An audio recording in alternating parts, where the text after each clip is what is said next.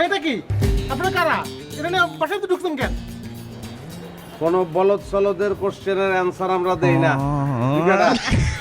ভাই আপনি আমার না না চেনা বলদ বলতেছেন কেন? আপনি না বেরোন, আপনারা বেরোন। বলদ রে বলদ ছাড়া কি কমু? তুই এলে তুই বলদ রে কি করতি ক? আমি কিন্তু আপনাদের পুলিশে দিব। আরে সর্বনাশ, পুলিশে দিব? কেডা আছে কেডা কোন একটু? আমি এই বাড়িওয়ালার বড় ছেলে, অর্পের বড় ভাই। সেম না? হ্যাঁ হ্যালো, বাইরে যে ফাউলটারে দেখেছি ভাই, আপনি কিছু মনে করেন না ভাই, মানে আমরা বাইরে একটা ফাউল দেখে আসছি আপনার কি সিমেরই, যে কারণে বেয়াদবি করে ফেলাইছি, আর মাফ করে দিয়েন। আর ভাই এখন কি করার আছে, আমরা তো 2 মাসে অ্যাডভান্স দিয়ে ফেলাইছি আপার কাছে। হ্যাঁ, চাইলেও আপনি 2 মাসের আগে আমাকে বাইরে থেকে বাইর করতে পারবেন না। আচ্ছা, না বুঝে বেয়াদবি করছেন সেটা নয়, মাফ করে দিলাম, কিন্তু আপনি ওই দিক থেকে কথা বলতেছেন কেন? এই তাকান। আহা শোনেন ভাইয়া, ও ওই দিকে তাকায় কথা বলতেছে কেন? এই সমস্ত বিষয়ে কথা বলে সময় নষ্ট করে লাভ আছে?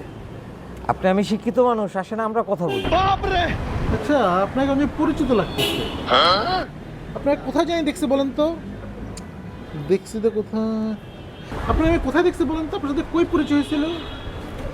কোথায় জানি পরিচয় হয়েছিল। আচ্ছা, বুঝতে পারছি, আপনি ওই লোক না যে ডাবলের কাছে আমরা ডাব খাওয়াই আমার সব টাকা পয়সা উধাও করে দিয়েছিলেন? ছি ছি, এগুলো আপনি কি কইতেছেন? আমি আপনার টাকা পয়সা নিতে যাবো কেন? আমিও তো আপনার পাশে দাঁড়ায় ডাব খেয়েছিলাম, তারপরে অজ্ঞান হয়ে গেলাম, জ্ঞান ফিরে দেখি আমি হাসপাতালে।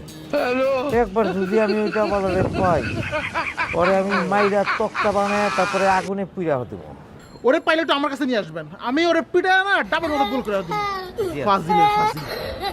আচ্ছা, আপনারা যেহেতু বাসা ভাড়া নিছেন, একটা কথা আমি কিন্তু বলে দিতেছি, খবরদার আমার বাসার দিকে তাকাবেন না। আমার ছোট বোন আছে, ওর দিকে চোখ তুলে তাকাবেন না, ঠিক আছে? জি ভাই, আমরা তাকাই না সদা।